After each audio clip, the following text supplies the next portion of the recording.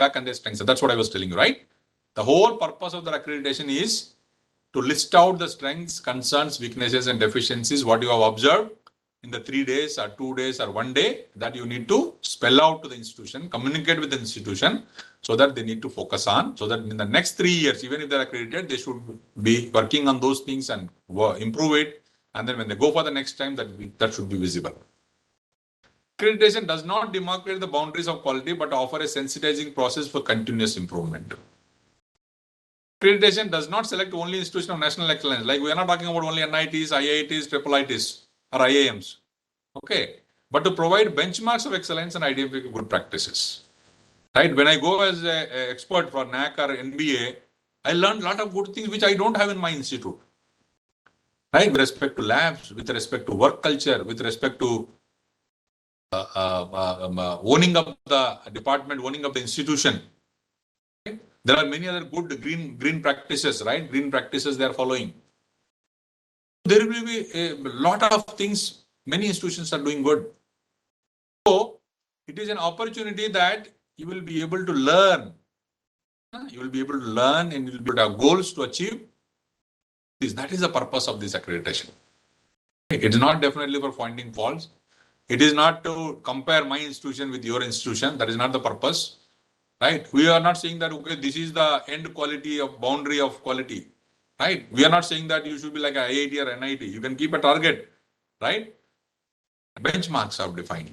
You can go beyond IIT also. You can go beyond NIT also. Who is stopping you? Nobody is going to stop you, right? You can go beyond that also. That is the purpose. Any questions you have so far? Not only on the slides, anything related to accreditation also, we can take 2-3 questions and we can continue.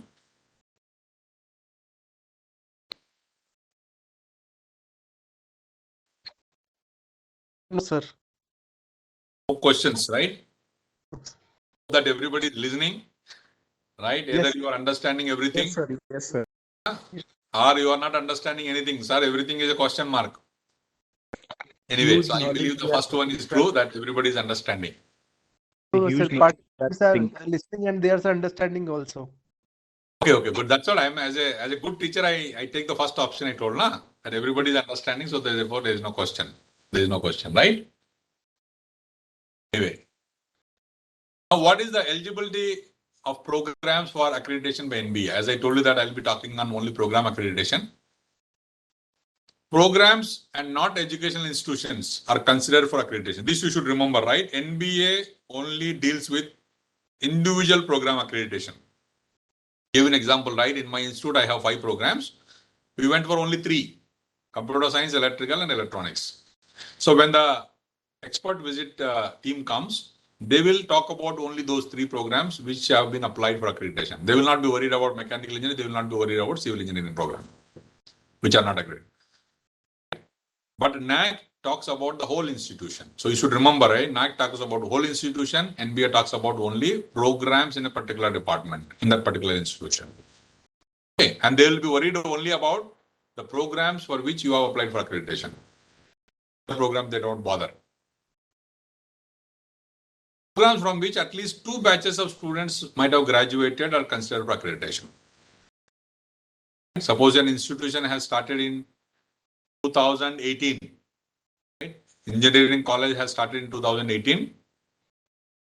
2018 means the first batch has passed out in 2022. Right? 18, 19, 19, 20, 20, 21, 21, 22. So first batch has passed out in 22 only recently, right?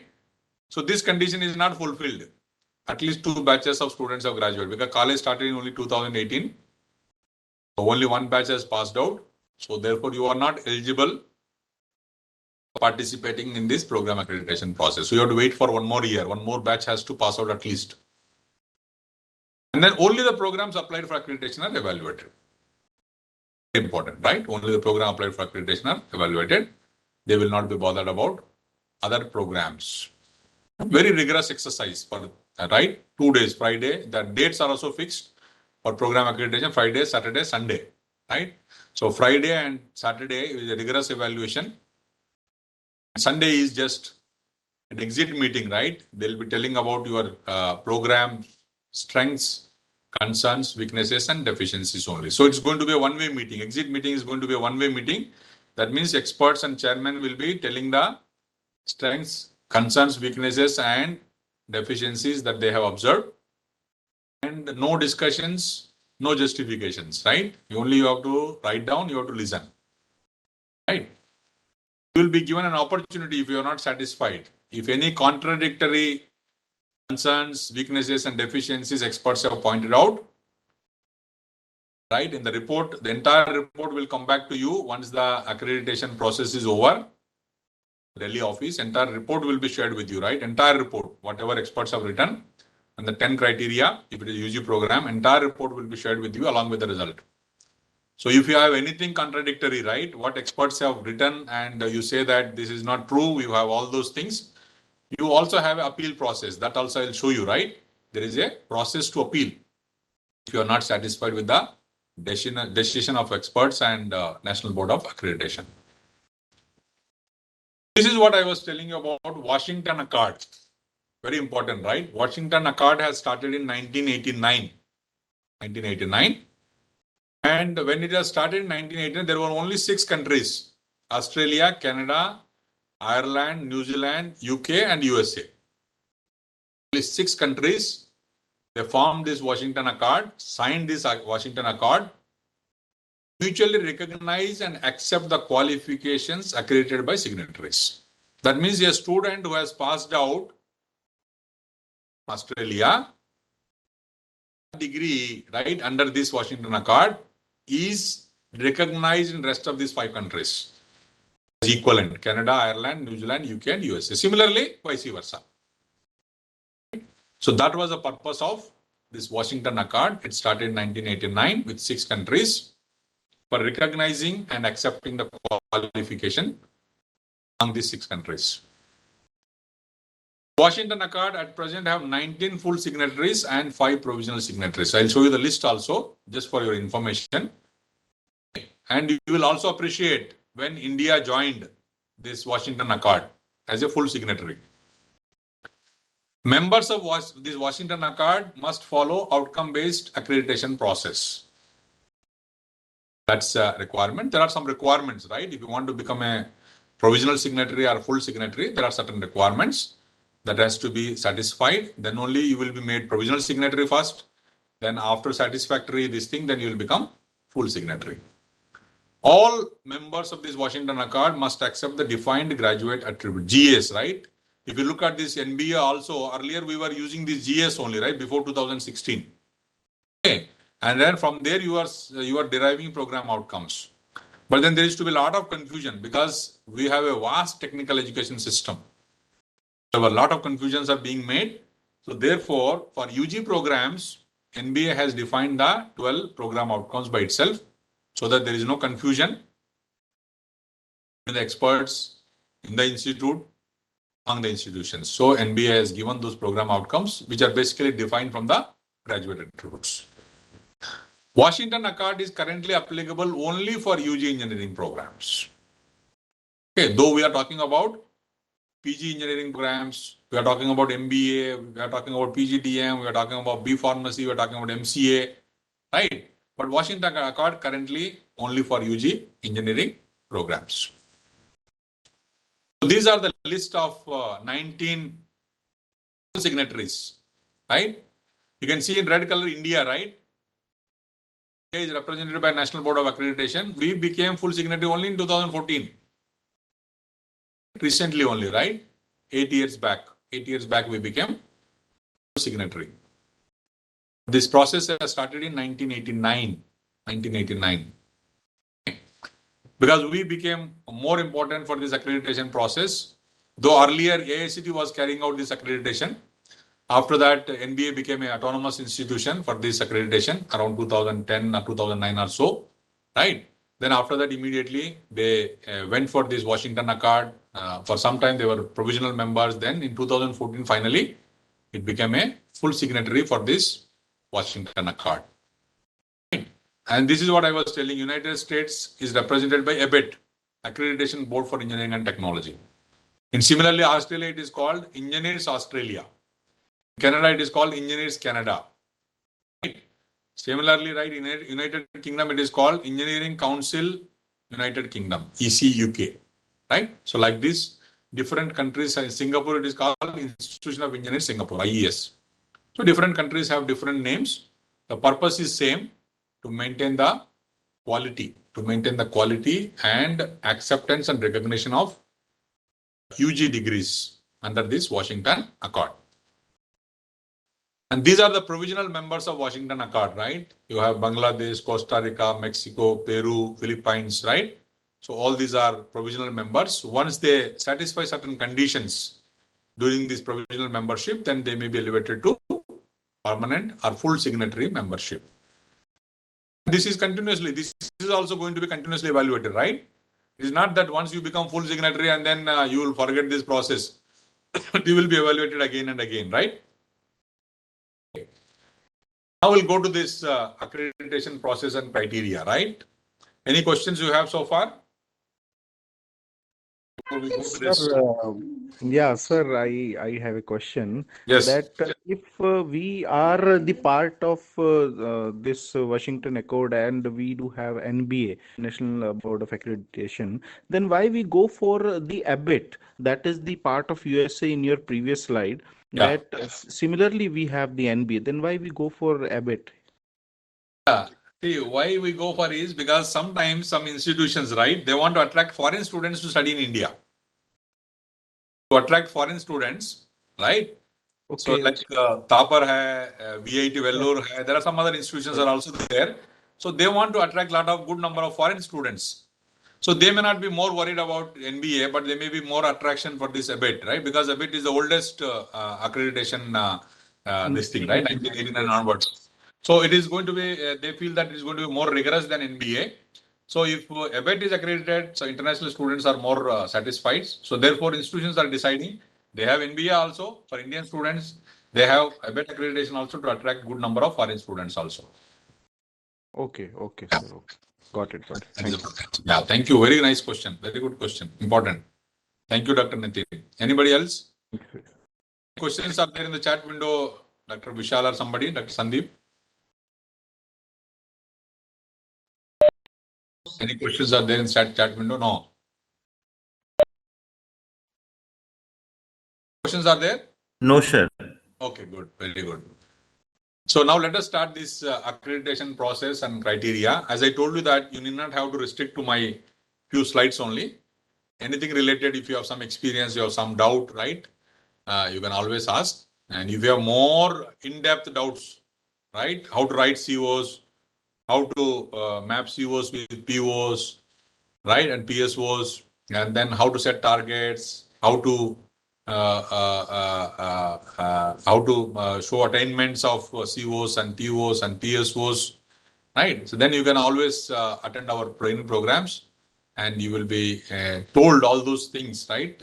In a case study basis, you will this thing, right? But in general, right, you have some criteria, some questions you can always ask, okay, which I can easily explain here. Okay. Process of accreditation, very important. Those who have not gone for it, or those who are planning to go, what are the things that you should do first? After that, only all those things will be useful. So there are 4 sequential stages process of accreditation, right? They call it as initial stage, pre-assessment stage, assessment stage, post-assessment stage. That is the final decision making. Note I have written here, applicant institution must complete the previous stage before proceeding. That means these 4 stages are in sequence 1, 2, 3, 4, right? Okay. These dots are 1, 2, 3, 4. So if you want to go to the 3rd step, first you have to complete 1 and 2. Okay. If you want to go to 2, first 1 has to be completed. Then you cannot go to sequential steps. This is the whole process, right? What the NBA follows for the program accreditation. So you are here, right? On the top here. Institution, you can see right on the top. First thing is you have to register with eNBA, right? nbaind.org, I told you, right? If you go to that portal, on the right side top, you will find eNBA link, right? So you have to go to that eNBA link and you have to register as an institution. That means if you are not registered, then you have to register. Okay, what are the things you have to register? Registration form asks about certain details about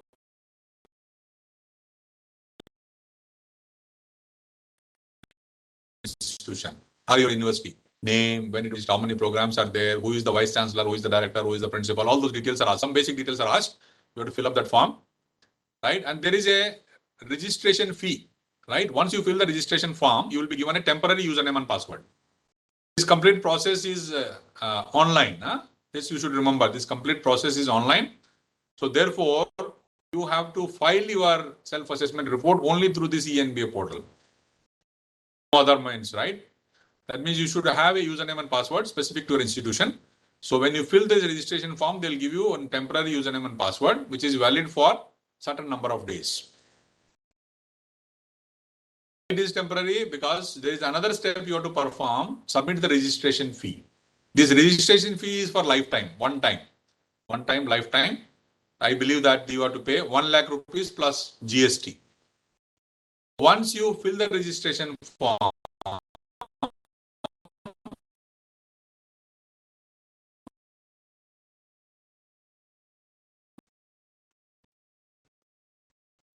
within certain number of days to complete this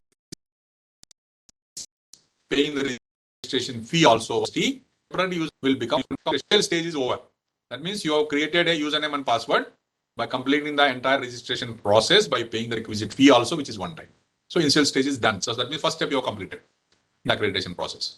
Now the second step is pre-assessment stage. Okay. The registration is over, yes, then you will come down, apply for accreditation program. Programs. You can apply for one program also. In one application, you can apply for maximum 5 programs, right? Maximum 5 programs. If you have more than 5 programs, you can make 2 applications. No problem, right? Okay. So step 1 is generate temporary application number, the program that you are applying for accreditation. And then fill and submit the pre-qualifiers. These pre-qualifiers have been introduced after 2016. Before 2016, there were no pre-qualifiers. Okay, straight away you used to submit self-assessment report. But because of the experts' feedback, right, on the visit, during the visit, right, there is a lot of mismatch in certain data with respect to students' placement, with respect to students' higher studies data, with respect to faculty available in those departments, right? So there is a lot of mismatch with respect to their promotions. There is a lot of mismatch. Therefore, NEP wants to avoid that. So before you actually file your self-assessment report, there is one more step is introduced, pre-qualifiers. Short form, right? 4 or 5 pages.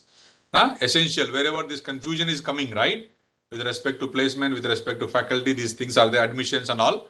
So those essential criteria are set right in these pre-qualifiers. Right? That means you fill this pre-qualifier after generating temporary application for each of the programs, right? Then you submit online these pre-qualifiers, right? This temporary application will become permanent applications once you pay 10% of the accreditation fee. For if it is a BTech programs, for each program, there will be a 2 lakh rupees fee. So if you are going for 2 programs, so you have to pay 2 lakhs plus 2 lakhs plus GST. Okay. So 2 lakhs plus 2 lakhs means 4 lakhs. 4 lakhs 10% means 40,000 rupees you have to pay with GST during this pre-qualifier stage. Then only this temporary application will become permanent application. Otherwise, whatever application you have created, that becomes null and void. So you have to start the process of applying again because you are not paid the requisite fee to consider these pre-qualifiers by National Board of Accreditation. So once you complete this 10% accreditation fee criteria also, then the NBA will evaluate these pre-qualifiers. Okay, then they will give a decision whether your pre-qualifiers, essential pre-qualifiers are satisfying. If it is yes, then you will come down. Right? If it is no, then NBA will communicate the shortcomings. Right? NBA will communicate the shortcomings with respect to the essential qualifiers. Okay, where are you lacking? Right? Is it with respect to this criteria? I'll show you that form also if time permits, right? Then you will easily guess There are 5 or 6 essential qualifiers are required to be satisfied. So if they are satisfied, then you will be allowed for the further step. Okay. So that is the pre-assessment stage. Pre-assessment stage is basically filling the pre-qualifiers, completing the 10% accreditation fee criteria. Evaluation is done, the decision will be informed to you whether you are through with the pre-qualifiers or not through. Okay, if you are not through, then you will be communicated with shortcomings. That means you will not be allowed further. Then you have to go back, and then after satisfying that, you have to come back. If you are satisfying pre-qualifiers, then you will be allowed to fill and submit self-assessment report. Then you will be paying the remaining 90% fee. 10% you already paid, so remaining 90% you will pay. And then you will also give 5 expert visit dates. That means you will propose 5 expert visit dates. You will propose the gap of 15 days between the dates that you are going to propose. Okay. So that NBA will take a call. Right? They will talk to you. And then they will fix up the visit dates. So that means initial stage is with your username and password, registering one time. Pre-assessment is pre-qualifiers, 10% accreditation fee. If you are fulfilling it, then you will be allowed to submit SAR. Then you will pay 90% fee, and then you propose 5 visit dates. If you are not satisfied with pre-qualified, shortcomings are conveyed, then you have to come back. That means your 10% accreditation fee is gone. Because you appeared for the exam and you failed. Right? So your examination fee will not be returned. The same way, this 10% fee also will not be returned because that is for evaluating your pre-qualifiers. So initial pre-assessment stage is also over. Second step is over. So once SAR is submitted, dates are proposed, fee is paid, your job is done. Now the job starts with the NBA. That is the assessment stage, third step. So NBA constitutes a visiting team after fixing the visit dates, confirming the visit dates from you. Why they need to confirm? The thing is that should be convenient to you. You are ready for it. The other thing is the classes should be on. Classes should be, that means students should be available in the campus. Your normal, regular, routine classes are going on. The students are not there, it is a vacation time. You cannot schedule this visit. So NBA will confirm from you in writing that your students are available, normal classes are going on, then only you have to confirm the dates. So after confirming the dates and your classes are on, then only NBA will constitute the visiting team in consultation with you. So once it is done, visiting team will come physically now, because during the pandemic time it was online. Now physical visits are happening. That means a team of experts. Suppose say you have applied for 2 BTech programs, right? CSC and civil engineering. So there will be 2 experts for CSC, subject experts, 2 subject experts for civil engineering. That means there will be 4 experts, 2 for CSC, 2 for civil, and there will be 1 chairman of the committee. So that means 5 people will come to your institution. 5 people will come, right? If there are 5 programs you have applied, there will be 10 experts, subject experts, 2 for each program, and 1 chairman. That means there will be 11 people, big committee, right? Big committee will be coming. So visiting team conducts accreditation visit and submits the evaluation reports to NBA. That means they'll be there. The dates are fixed always. Days are fixed. Friday, Saturday, Sunday, right? Okay.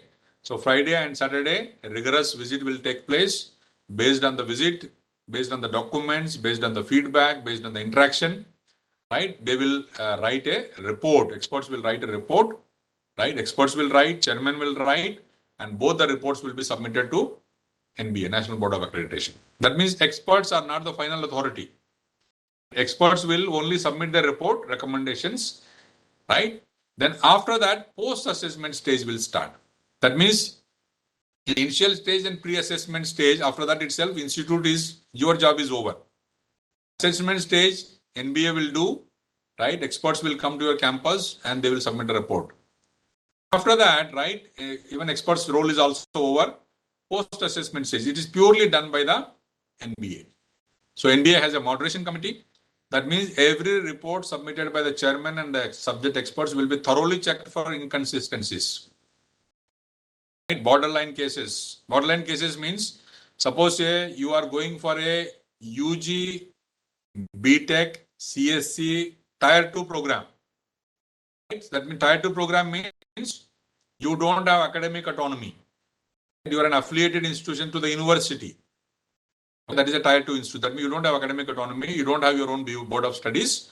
You are affiliated to a technical university. You are affiliated to some university. So, in the Tier 2 category, out of 1,000 points, you need to score 600 points. Be eligible for 3 years accreditation at least. If you want to go for 6 years, so you should score 750 points out of 1,000. So sometimes what will happen is experts may give you 595 marks or 595 points. So you are only short of 5 points for 600 marks or 600 points for 3 years accreditation. Sometimes experts also will give you 745. You require 750 for 6 years. They have given you 745 or 740. So they are called borderline cases. Okay. So the report, right, whatever marks experts has given against every criteria and sub-criteria, and what are the remarks they have written. Right? Wherever there is a concern, wherever there is a weakness, wherever there is a deficiency, there is a criteria set, right? Complied, the criteria means 75% above marks, right? Suppose there are 10 marks are for that particular criteria, you have scored 8. That means you are complied with that particular criteria. Out of 10, let us say you got only 6 marks, right? 7 marks. So it is a concern because you are falling between 60 to 75% marks. If it is between 50 and 60, then it will be a weakness. That means out of 10 marks you got, let us say, only 5 marks or 6 marks. So you will give it is weakness. If it is below 50, then it is a deficiency, right? So all those borderline cases, that means they will see the marks also or points also, and they will see the remarks also. They will see the total marks also, right? Are there any borderline cases? Is there any inconsistency between the remarks and the marks? So all those things will be seen by this moderation committee. And if anything is such type of things are found out, and the institution will be sought clarification or justification with respect to that, right? So after you send that justification and all those things, if it is there, then it is put up to evaluation and accreditation committee. इसको बोलते हैं EAC, right? If it is for engineering programs, it is called EAC, right? Engineering Evaluation Accreditation Committee. Similarly, for others also, they have different committees. So this Engineering Evaluation Accreditation Committee will go through those reports, and then they will submit that report to Academic Advisory Committee, AAC, right? So moderation committee, after their checking, after their clarification, they will submit to EAC. EAC will submit the recommendations to Academic Advisory Committee. Academic Advisory Committee will give the final decision on your accreditation. In the last step, post-assessment stage, last step, that means you will be conveyed whether you are accredited for 6 years, whether your program is accredited for 6 years or 3 years or no accreditation. In all the 3 cases, entire report of the experts and chairman will be shared with you. Right? That means it is totally transparent. Nothing is hidden. All the reports will be submitted to you along with the decision of the NBA. Whether your program is 6 years accredited, 3 years accredited, or no accreditation. Right? And that will be conveyed. You can see on the left side, result of accreditation communicated to the institution. So once the result comes, let us say you are not accredited. Let us say that you are expecting a 6-year accreditation for out of 5 programs, 1 program. They have given all programs only 3 years. Or let us say out of 5 programs, 4 or 3 years, 1 is rejected, and 1 you are expecting 6 years also. Right? So wherever you are satisfied, that is fine. Wherever you are not satisfied, then there is an appeal process. Appeal against accreditation decision. So you have to appeal. There is a process for it, and there is a fee also for every program that you are going to appeal. Okay, there is a format, right? Wherever you are not agreeing with the comments of the experts, marks of the experts, so there you have to file a appeal application along with the requisite fee, and that will be put up to the appellate committee by NBA. Appellate committee. So appellate committee may call you for presentation also, right? That means you need to come for a presentation to Delhi, right? Now it is physical this thing, so you may be called and you need to testify before a appellate committee. So once the appellate committee completes, then they will submit the recommendation to Academic Advisory Committee, and Academic Advisory Committee is the final authority, and they will again convey the decision, whether your appeal is considered or not considered. If it is considered, then you will be granted whatever you have claimed. If it is not considered, the decision remains status quo, right? Whatever has been communicated here, that will stand. So this is the whole process, transparent process being followed by NBA. My personal this thing is carrying out more than 50 accreditation, maybe all over India. One of the best process NBA is adopting, and it's very transparent, excellent process, right? With respect to institution, with respect to experts, with respect to NBA, right? Very well carried out by all the three teams, right? The institution also, experts also, and the NBA also, right? So initial stage, pre-assessment stage, assessment stage, post-assessment stage, and appeal stage. So this is the complete process. Any question you have on this? If you have a question, then we'll go to the next slide. No, sir. Sir, again, one question I do have. Sir, if a person or the institute do have any kind of conflict of interest with the expert in the visiting team, visiting while visiting the institute, then what should be done? Yeah, by the I'll tell you here. Actually, when the expert team is constituted, NBA will send one form. It's called self-declaration form to the experts, all the experts. Okay. So experts, there are 5-6 points are there, right? The one you are speaking about, conflict of interest and all those things. So in that, expert has to give an undertaking, self-declaration, that I don't have any conflict of interest with this program, with this institution. Yes, sir. That is one side. But what about another side, sir? If you have any such type of NBA self-declaration form that is available on the website also, if you want, I can share it also. If any of those 5, 6, 7 points are listed in that self-declaration, if the expert has not disclosed and you have that data, so you can always write to NBA. So maybe that even the visit may happen, but the visit may become a revisit also. If your point is satisfactory, right? Expert has not disclosed that. Right? So NBA will take its own decision with respect to expert later on. But if he is satisfied with your observations or whatever you have pointed out, so there may be a revisit also. Yeah, revisit also. Revisit, I will tell you, right? It is on your this thing also it will happen. Sometimes NBA also will get some doubts after the visit is over. Exactly. I'll tell you a few examples, right? Once there was a surprise visit to one institution in Andhra. Okay, the purpose of the surprise visit is only one point has to be checked. Faculty was, that's all. Faculty in 2 programs. Okay, so what that institution has done, I was fortunately right, surprise visit, myself and one more person. I was for CSC and one more person was for mechanical engineering. So there were only 2 programs, faculty you need to check. Actually, they had gone for, I think, if I remember correctly, 4 programs they went. But 2 programs, faculty, they got a doubt. The doubt was very simple. In CSC program, they have shown that there are 9 professors. Right? Okay. It is not a very old institution. It is established in only 2008. And I am telling the story of 1 year back, sir? 2017 or 18. 2008, okay. The institute has started. And it was in, I think, 2017 or 18 only. So they had 9 professors in CSC and then 4 associate professors and then rest assistant professors. The institute started in 2008. Okay. So they got a doubt. Because other departments, it was not so. Okay. So only 2 departments. This CSC other program.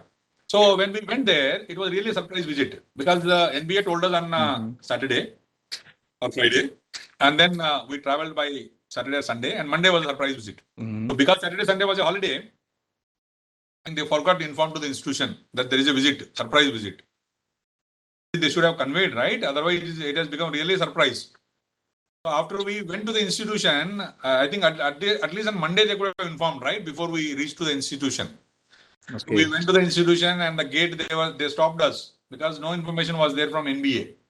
Right? They forgot to inform on Monday also. Luckily, anyway, we pleaded with them and then we went inside and we went to the principal's room. Principal was also sitting in a very casual mode. Right? And then the principal was really shocked by seeing us, both of us, myself and one more fellow. And then day activity we carried out. Of 9 professors, only 2 remained. Okay, rest 7 removed, gone. Not there at all. Okay, that means they have shown some false documents. Maybe earlier experts, they have not seen very clearly, or maybe they have shown some documents which were not this thing. And then in the associate professors, out of 4, only 2 were there. Out of 9, 2 professors or 1 professor, and out of 4 associate professors, only 2 were there, if I remember those numbers correctly. But anyway, whatever is the issue, there was a bungling of faculty data. Right? So we could ask them to show the attendance registers and salary slips, appointment letters. So it was not satisfactory. So therefore, we wrote those comments. Out of 9, only 2 professors are there. Out of 4 associates, only 2 are there. Similarly, for other program also is a similar this thing. Based on this, right? They went for 4 programs accreditation. All 4 were cancelled. All 4 were cancelled. The reason is very simple, because they are following unethical practices, right? Yes, sir. Got it. Is it the case of 1 year back, sir? 1.5 year back around? No. It was around 2018 or so. Okay. 2018, 2017 or so, right? Okay. But it happens. I mean that it happens whenever they get any this kind of doubt and all. But it's a rare scenario, because I went only once in 2017 as a surprise visit. But after that, I never went. Maybe somebody else might have gone. But it's not that frequent, because now NBA has made that system also foolproof. You need to give a faculty list, right? On the first day itself, you need to verify and then collect from the institution, right? Physically. At least the people who are serving the institution, and then you check with the appointment letters, you check with the salary statements, you check with all those things possible, so that this type of errors will be avoided by the experts also. Okay. So as far as possible, they are streamlining the things, right? So that these errors may not occur by the experts also. Some experts sometimes become casual, right? They may not see. So that becomes a loophole. Okay. So they're trying to plug in these loopholes also, so that system becomes more and more transparent and more perfect. Okay. So your point is well taken. If any expert comes with a conflict of interest which expert has not disclosed and you know it, you always have an option to inform to the NBA. Right? So even the visit is over, if they are satisfied with your documents or whatever you have shown as a conflict of interest, there may be a revisit, right? Okay. Any question, any other further question you have? Thank you, sir. Thank you. Anybody else? Any chat window questions? Deep, hai kya? No, sir. No, sir. Okay. Should I go ahead? Yes, sir. Okay, right. So now I have come to this. We will take another 30 minutes. Up to what time I have to take? 9 o'clock or 9:30? 10 o'clock? 9 o'clock, sir. 9 o'clock. Right. Okay. Another 25 minutes we have. So we'll try to complete before that, and we'll take your questions and we'll leave you, right? I know that you are all feeling hungry, right? You might be tired also, right? The self-assessment report, I have shown it for Tier 1 institutions, Tier 2 institutions, and then diploma level institutions. Tier 1 means your universities, deemed to be universities, autonomous institutions, right? Constituent colleges of the universities, they all come under Tier 1. Those who have academic autonomy, that means they can frame their own syllabus, will come under Tier 1. Tier 2 is all affiliated institutions. Those who don't have academic autonomy, they come under Tier 2. Tier 1 is, criteria is same, the points or marks will differ. Okay, in Tier 1 and Tier 2, but overall total points is only 1000. Right? Criteria wise, there may be some variations in points. Because the Tier 1 has academic autonomy, Tier 2 don't have academic autonomy. And then diploma has this one criteria less, right? You can see here down 10 criteria for Tier 1 and Tier 2 institutions. For diploma, right, there is no criteria number 8. Criteria again, you can see here, criteria number 8, first year academics, institutional level criteria for UG programs only. UG programs only, that too for Tier 1 and Tier 2. But that means diploma doesn't have this first year academics separate. Earlier, right, before 2016, all programs had only 9 criteria, right? Why these criteria number 8 is introduced in 2016 SAR is the experts, comments, feedback given to the NBA is, or NBA itself has analyzed that many students are failing in the first year itself in the engineering, right? Many students are failing, especially in the BTech programs or BE programs, right? Because they are coming from a +1, +2 or intermediate system to the engineering system. So +1, +2 is mostly coaching driven, tuition driven, right? This type of for preparing for the entrance exams and all. Students are through a spoon feeding system to a non-spoon feeding system, so that there are a lot of failure rates. Therefore, NBA wants to take care of this first year academic because the student is passing in the first year successfully.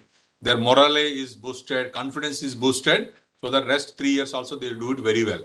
So observation is those who are failing in the first year itself, their effect is shown in the second year, third year and final year passing rates also. So therefore, NBA has separated this first year academic separately for the Tier 1, Tier 2 UG programs. So therefore, this criteria number 8 is not applicable to diploma. Rather, diploma is only criteria number 1 to 7, 9 and 10 only. 9 and 10 only, right? Okay.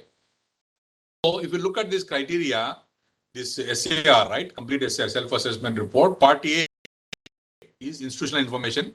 You can always fill it up. If you want to look at this SAR template, you can go to nbiint.org, accreditation documents link.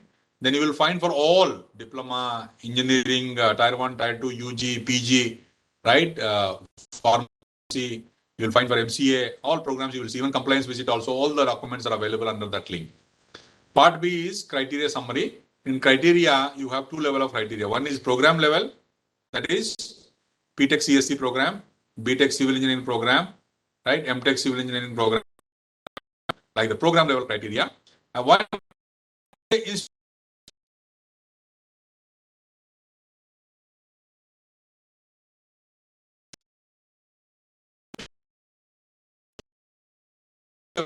criteria, right?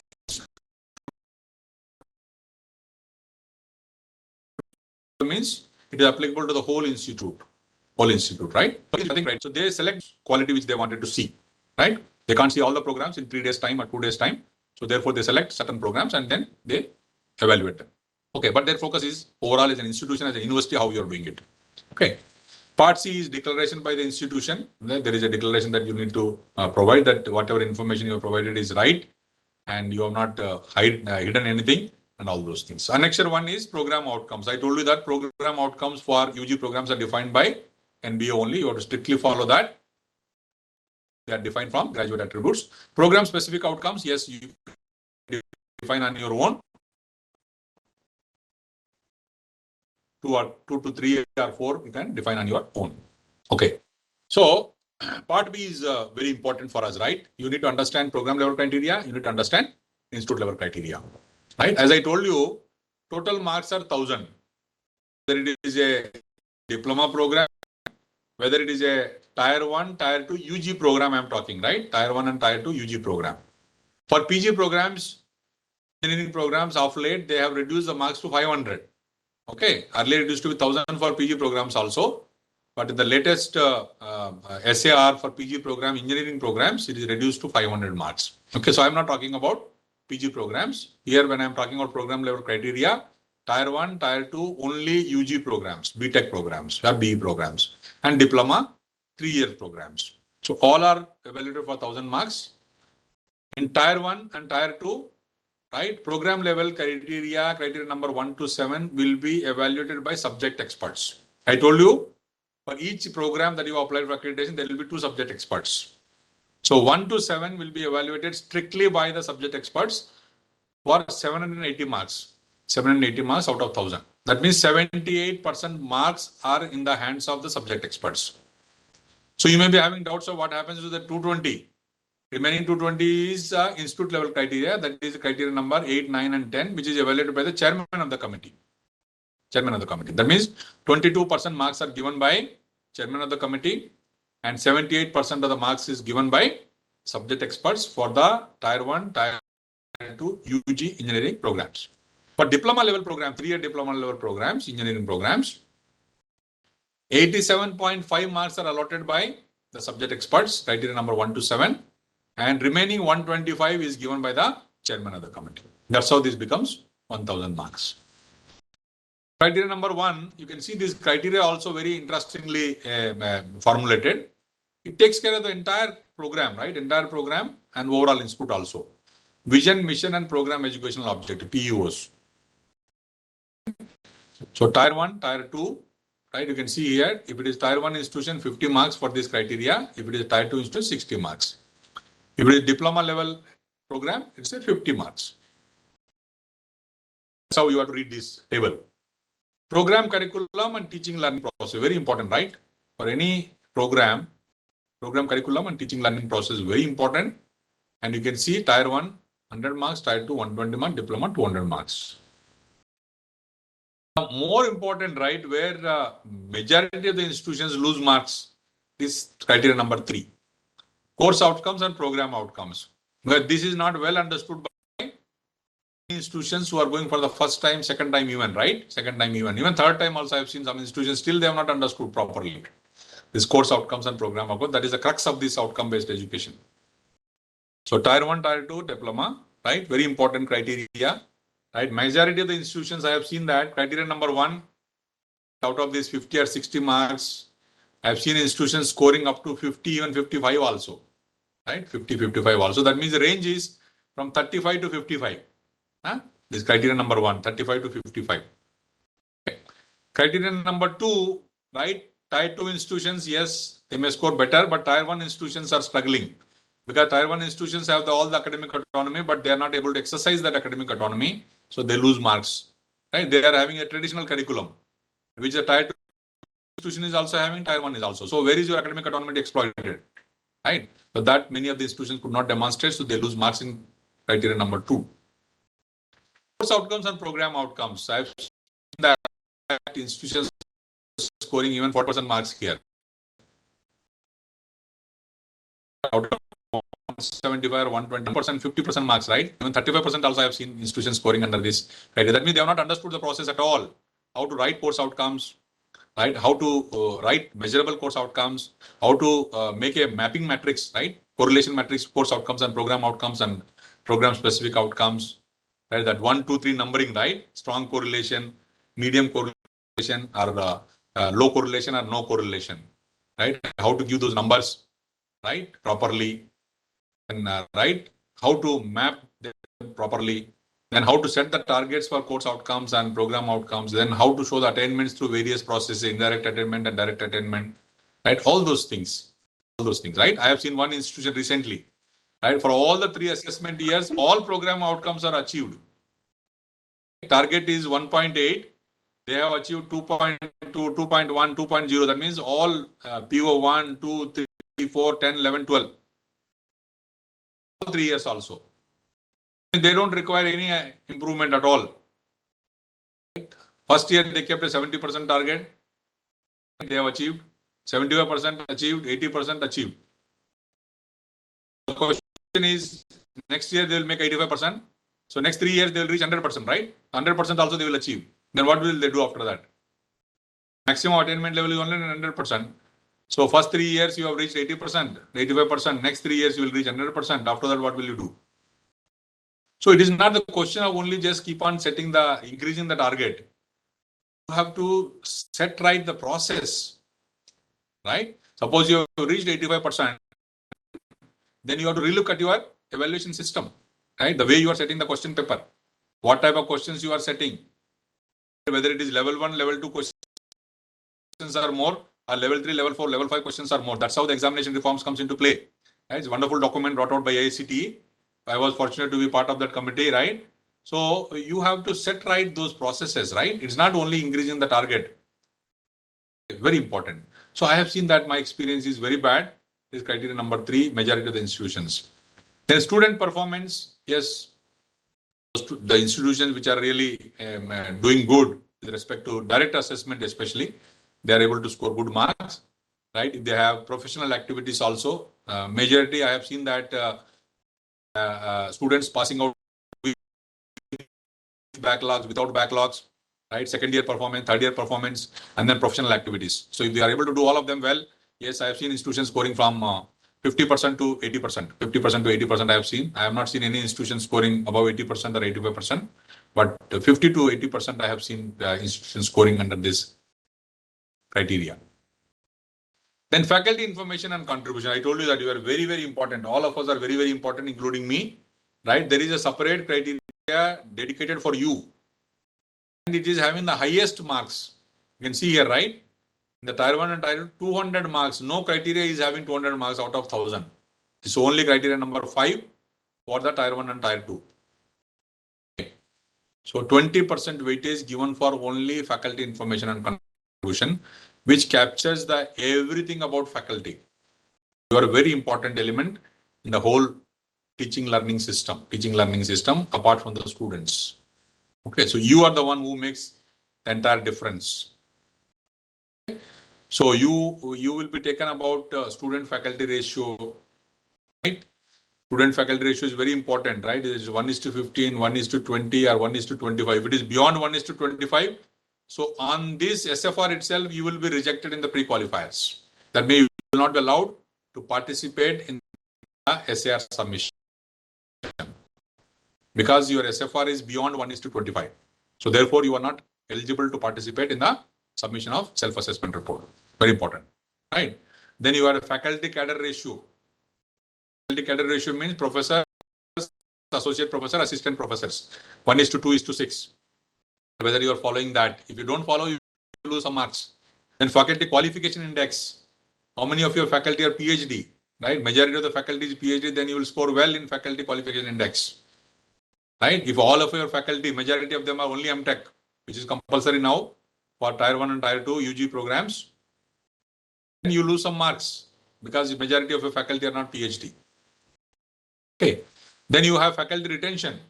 Right? In a government institution like Central University of Haryana and NEP2020 Chandigarh, there is no problem. Once you join, you are married to the institution. There is no question of divorce, right?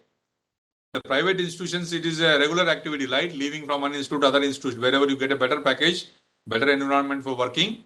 So faculty retention will tell how good is your institution, how good is the work environment, how good is the incentives for the faculty.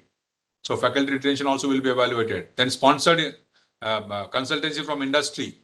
I have seen that majority institutions 0 marks out of 20, right? Sponsored R&D, right? 20 marks. Majority of the institutions I have seen 0 marks, right? Out of 20 plus 20, 40 marks, 0. So out of 240 marks are for sponsored consultancy, sponsored R&D. So 40 marks gone. So you are evaluated only for 160. Faculty retention is poor, so you lose marks there, right? Faculty as participants attending training programs, that also carries weightage for career advancement. Right? So every aspect of faculty is captured in this faculty information and contributions. When you look at the self-assessment report, if time permits, if you have not seen it, I will show you. Otherwise, you can also go to nbind.org. You can see as per your institution, whether you are tier 1 or tier 2 or diploma, you can see the SAR criteria wise details, right? I have only shown the name here, but there will be a sub-criteria under this that you can also have a look at. I just gave you some names, right? SFR is 1. Faculty qualification index is 1, faculty cadre ratio is 1, faculty retention is 1, right? Okay, all these consultancy from industry, consultancy from sponsored R&D, right? And then appraisal system, faculty appraisal system. You have any provision for adjunct faculty and what is their engagement, right? In the assessment period. All those things will be captured in this criteria number 5. Very, very important criteria. And facilities and technical support, I have seen out of these 80 marks, institutions, right, which are reasonably doing well, they are getting more than 60 marks out of these 80, 60, 65. I have seen institutions scoring 75 also under these facilities and technical support. Okay. Then continuous improvement. See, if you have lost marks in criteria number 3, that is course outcomes and program outcomes, that will be reflected in this continuous improvement also, because this continuous improvement is linked to your criteria number 3, criteria number 4, criteria number 5 also. Okay. So it is linked to that. So if you have lost marks in 3, 4, 5, you will lose marks here also. You will lose marks here also, right? Okay, very important. The institute level criteria, as I was telling you, 220, this is in the hands of the chairman of the committee, right? 125 for diploma. First year academics, right? First year academics also, you will be like a criteria number 3. Course outcomes and program outcomes that will be evaluated separately for first year courses. That carries 50 marks. And here also I have seen many institutions losing marks because many students are failing. they're not able to perform well. They're not perform well, right? And then student support systems. What type of mentoring system you have, what type of career guidance system you have, what type of library facility you have, what type of internet facility you have. All those aspects will be captured in the student support systems, right? Okay, if the institute has scored well in the criteria number 6, and I have seen that in criteria number 9 also they are able to score well because their facility and technical support is good and their student support systems are also good, so they are able to score well. And criteria number 10, governance, institutional support and financial resources. This is purely related to your management of the institution, but indirectly faculty is also responsible. Indirectly, why you are responsible? In the financial resources, right? Majority is the administration responsibility. But if your teaching learning processes are good, your faculty is good, your students are good, your placements are good, your higher studies are good, entrepreneurs is also good. So that means more admissions or 100% admission or more than 100% admissions. So therefore, you're getting the full fee. No seat is vacant. That means the financial resources are very good status. Very good. So indirectly, right, faculty is responsible for this financially once the institution has started. Okay.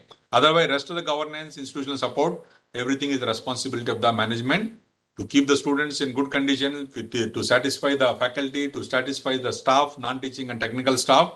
If all those procedures are good, then definitely teachers will be good, students will be good, right? And the financial position of the institute is good, right? So this caters to the 1,000 marks for Tier 1, Tier 2, and diploma level institutions. Similarly, you can also have look at PG programs also, 500 marks, the latest SAR that has been designed by NBA. NBA is keep on working, right, to take care of various lacuna in these criteria, and then they are setting right. NBA also has that continuous improvement policy, right? Because they need to come up with continuously improved pre-qualifier pro forma, continuously improved self-assessment report under various criteria, right? Evaluation system. So all those things, they are also continuously, but then only they will be able to maintain that full signatory in Washington Accord. That is also very, very important. So for a Tier 2 institution, right, if they are to get at least 3 years accreditation, they should score 600 marks minimum. If it is a 6 years, 750 minimum, right? Okay, that's the requirement. If it is a Tier 1, it is not only marks, but there will be grades, right? YCWD, right? Y means compliant, C means a concern, W means weakness, D means deficiency. So if you want to get at least 3 years accreditation, so you need to have minimum 4 Ys. Minimum 4 Ys, right? You can have some Cs, but there should not be any D. No deficiency should be there. No deficiency in any criteria, right? Any criteria. If you want to get 6 years accreditation in Tier 1, you should have minimum 6 Ys, or 7 Ys, minimum 7 Ys, and you can have maximum 3 Cs, no W, no D, any criteria. No W, no weakness, no deficiency in any criteria. Then only you will be given 6 years accreditation. Very tough criteria, very tough, right? I have not seen in 50 plus accreditation I have carried out, including Tier 1 and Tier 2, right? I have recommended only one institute out of these 50 plus for 6 years, but that institute also was not given by NBA because they had a problem with the faculty, but that was one of the national institute. Right? So they had many contractual faculty, and because of that, though the experts have recommended, but the NBA has not recommended for 6 years because many of the faculty are contractual faculty in the national institute. Okay, so very, very interesting scene. And AST has already emphasized about accreditation. NEP is also, NEP has gone one step ahead, right? They are now telling that once this NEP comes into play, HEC is coming into play, NAC is formed, even school accreditation is also going to be done. Right? So far, we have not heard in India, school accreditation. School accreditation also will be done. So with these words, I have completed only 5 minutes to 9 o'clock. So if you have any questions related to program accreditation specifically, I'll be more than happy to take up your questions. Right? You can ask. Participants, please ask your queries.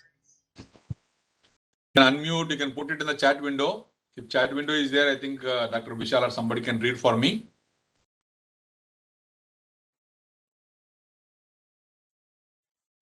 Participants, please ask your queries and Thank you, questions. Dr. Nitin. Dr. Nitin was my source of inspiration, right?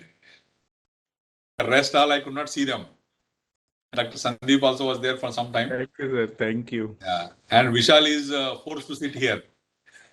Sir, you are He is the sharing your coordinator, right? experience He is that the in host National Institute, institution. most of the faculty was contractual, and I was also there when mock drill was you performed there.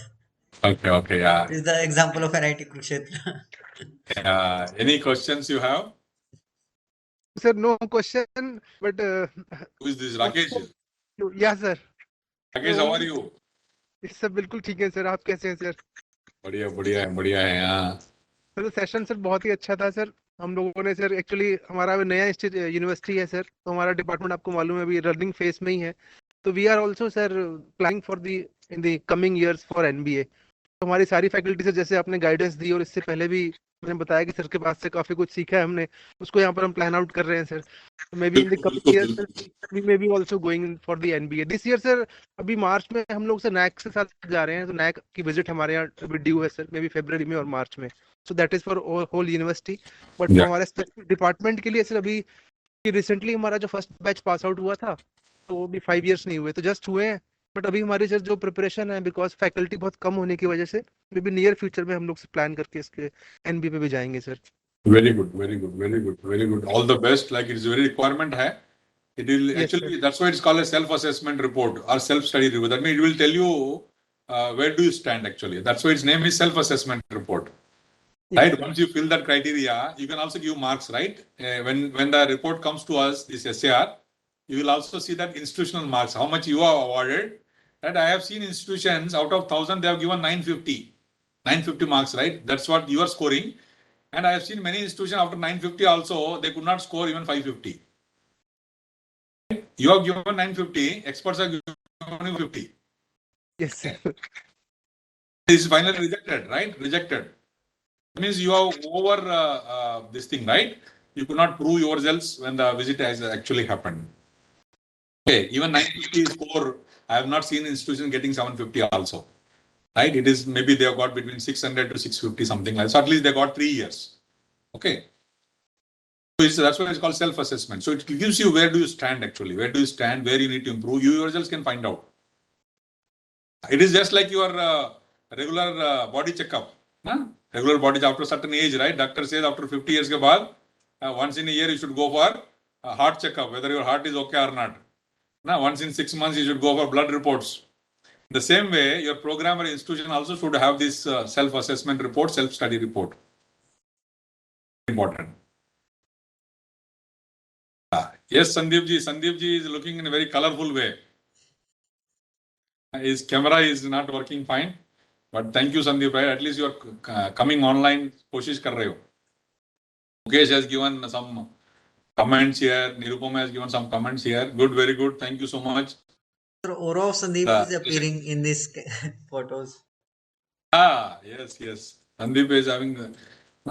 So this session is successful only when you listen and when you do it. Okay, so it's success only because of you, not because of me. The session is a really successful, and sir, I assure you that sir, whatever sir I have learned under your guidance at NITTTR, that we will try to incorporate at Central University of Haryana, sir, in the coming years, sir. Thank you, Rakesh. Thank you. Thank you. Sir. Right, one new person has come, Tiwari. What is this Tiwari? Tiwari, you want to ask something? He has gone, right? Anyway, anything else? I'm happy to answer your questions if I know it. If any questions are there, Dr. Vishal? I think, sir, there is no question from the participant side. Okay. It's Right, the right time to say you thanks. So thank you, sir, for this very informative sessions. I am very grateful to you for your guidance about accreditation. Today we learned NEP 2020, what is accreditation, what is the difference between NBA and NAC.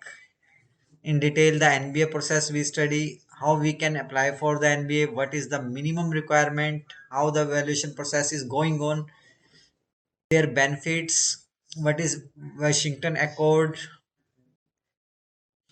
one of your experience about institute visit and the detailed exploration of self-assessment report. So this session is very useful for the participants as well as for me. So I again thank you for on the behalf of participants. Thank you very much, sir. Thank you. Thank you all the participants. Thank you so much. Thank you, Dr. Rakesh and Dr. Vishal. Vishal has Thank you, summarized sir. the whole thing. Thank you, Vishal, for summarizing it nicely. Thank you. Thank you, Dr. Nitin and Dr. Sandeep, right? You were very active and you motivated me, right?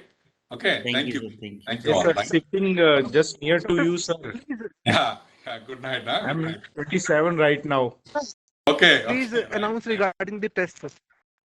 Okay. Okay. Okay. Good. Good. Good. Good. After Great. this session, we have a one MCQ test, and Ah. from the Monday, the sessions will be offline. So you Okay. all are requested to join the sessions in the Central University of Haryana, Mahendragarh campus, please. Okay, The Vishal, I can leave, right? timetable already have been shared with you on the mail. So Yes, sir. participants, Thank you, please. sir. You can leave, sir, Thank but you. other participants, you are requested to please be there. एक बार test के लिए doctor विशाल हाँ sir, I am sharing the links with the participant. also put the link in the WhatsApp group as well as through email also. One link has been shared in the chat box. So 20 MCQs are there. Please fill. I am also sharing in the WhatsApp group.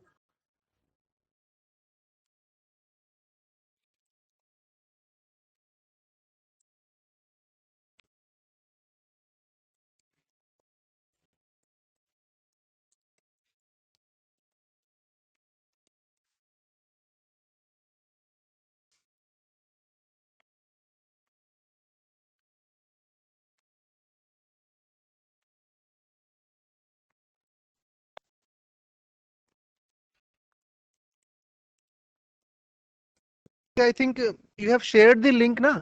Now I think participants may leave. Dr. Vishal, they have to remain present in this video conferencing call. It is optional, sir. If they have any query, they can write here. I am available. If So they want to participants, leave, as they can Dr. leave Vishal has and said, solve the test within 20 minutes. On 9:25, we will close the responses.